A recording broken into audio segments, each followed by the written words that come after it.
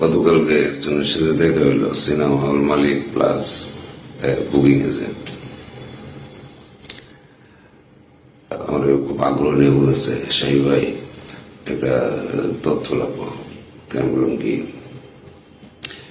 শুনতেছি বরবাদ সিনেমা নাকি এদের রিলিজ হবো না, ভাই সঠিক তথ্যটা একটু জানিয়ে দেন না। আমি বললাম বরবাদ সিনেমা এতে রিলিজ না হইলে তোমার তো কি টেনশন কি? সে বলে কোন কি বরবাদ সিনেমা এতে রিলিজ না হইলে তো আমরা বরবাদে যাবো। তুমি বরবাদ হইবা কিভাবে? আমি জেগেলাম বরবাদ মানে কি সব সিনেমা বরবাদ দিয়ে যাবো। সবাই আশা নিয়ে বসে আছে যে শাকিব খানের ছবিতে আসবে, বরবাদ আসবে, অনেক টাকা পয়সা কামাইব।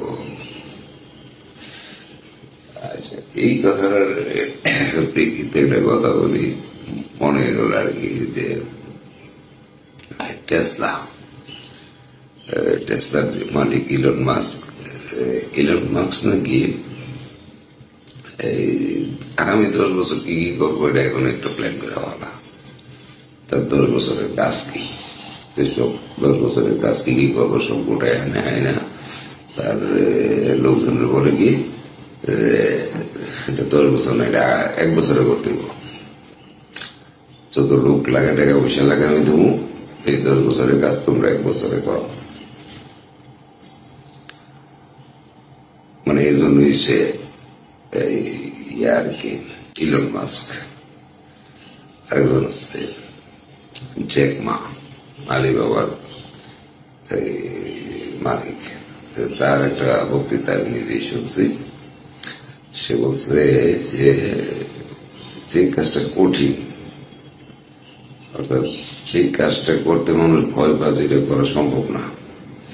যে কাজটা করতে মানুষ ভয় পায়, যে কাজে কোনো লাভ হয়তো আসবে না, আমি সেই কাজ করি। মানুষের থেকে সেই আইডিয়াটা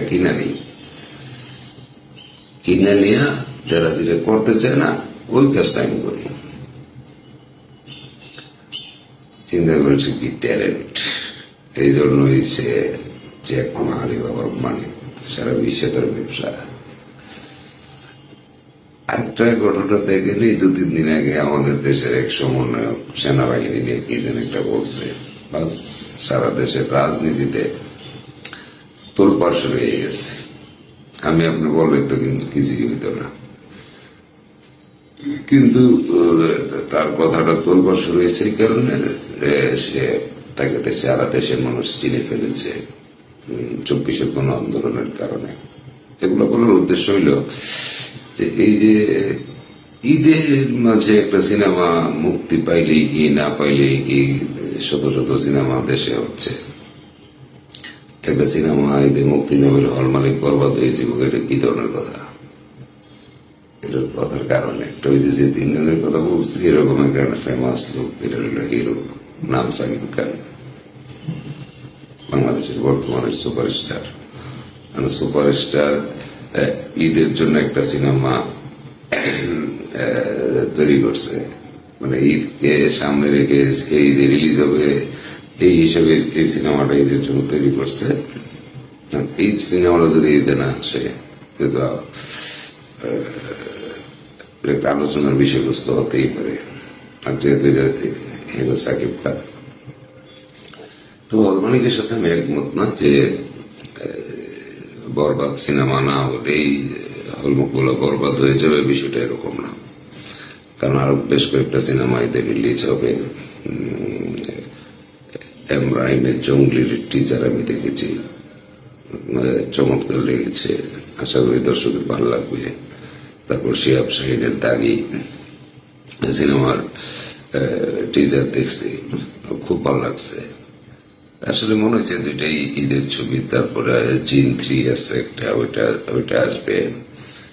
তারপর আবার কালকে নিউজ দেখলাম শাকিব খানেরই বেশ কয়েক বছর আগে বানানো একটা মুভি অন্তরাত্মা, এটার এই